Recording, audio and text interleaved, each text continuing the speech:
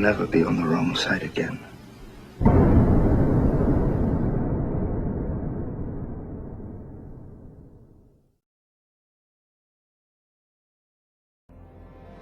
The Matrix is one of the greatest metaphors ever. Machines invented to make human life easier end up enslaving humanity. This is the most common theme in dystopian science fiction. Why is this fear so universal, so compelling? Is it because we really believe that our toaster and our notebook will end up as our mechanical overlords? Of course not. This is not a future that we fear, but a past that we are already living. Supposedly, governments were invented to make human life easier and safer. But governments always end up enslaving humanity. That which we create to, quote, serve us, ends up ruling us. The US government, by and for the people, now imprisons millions, takes half the national income by force, overregulates, punishes, tortures, slaughters foreigners, invades countries, overthrows governments, imposes 700 imperialistic bases overseas, inflates the currency, and crushes future generations with massive debts. That which we create to serve us ends up ruling us. The problem with the state as servant thesis is that it is historically completely false, both empirically and logically.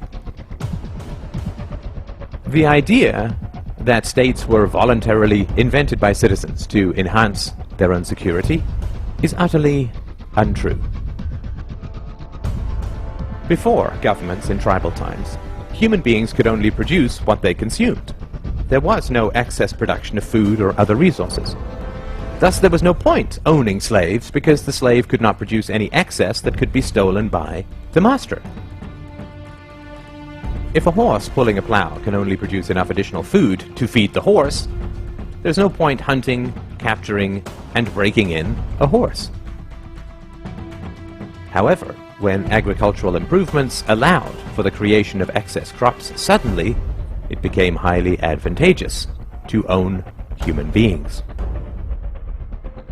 When cows began to provide excess milk and meat, owning cows became worthwhile.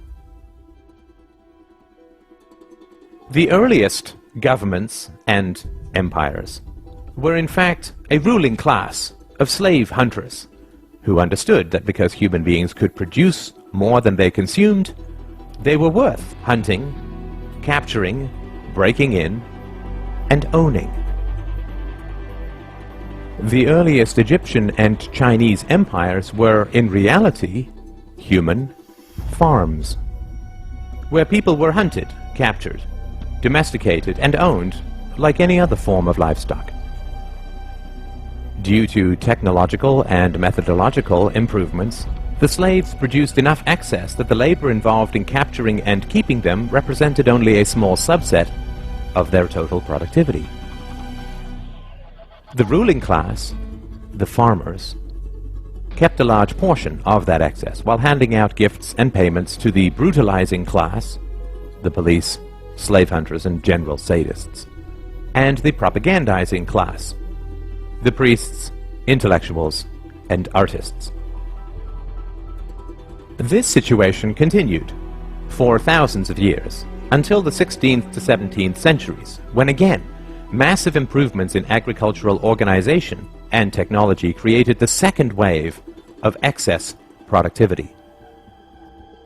The enclosure movement reorganized and consolidated farmland, resulting in 5 to 10 times more crops, creating a new class of industrial workers displaced from the country and huddling in the new cities. This enormous agricultural excess was the basis of the capital that drove the Industrial Revolution.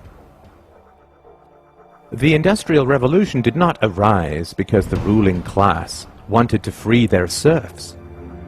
but rather because they realized how additional, quote, liberties could make their livestock astoundingly more productive. When cows are placed in very confining stalls, they beat their heads against the walls, resulting in injuries and infections. Thus, farmers now give them more room, not because they want to set their cows free, but rather because they want greater productivity and lower costs. The next stop after free range is not freedom. The rise of state capitalism in the 19th century was actually the rise of free-range serfdom. Additional liberties were granted to the human livestock not with the goal of setting them free, but rather with the goal of increasing their productivity. Of course, intellectuals, artists, and priests were, and are, well paid to conceal this reality. The great problem of modern human livestock ownership is the challenge of enthusiasm. State capitalism only works when the entrepreneurial spirit drives creativity and productivity in the economy.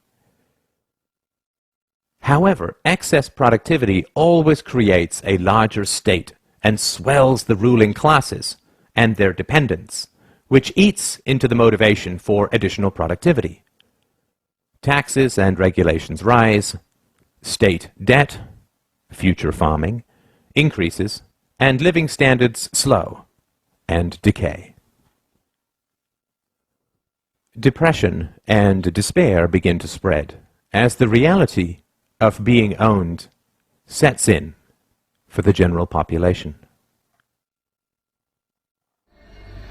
The solution to this is additional propaganda, antidepressant medications, superstition, wars, moral campaigns of every kind,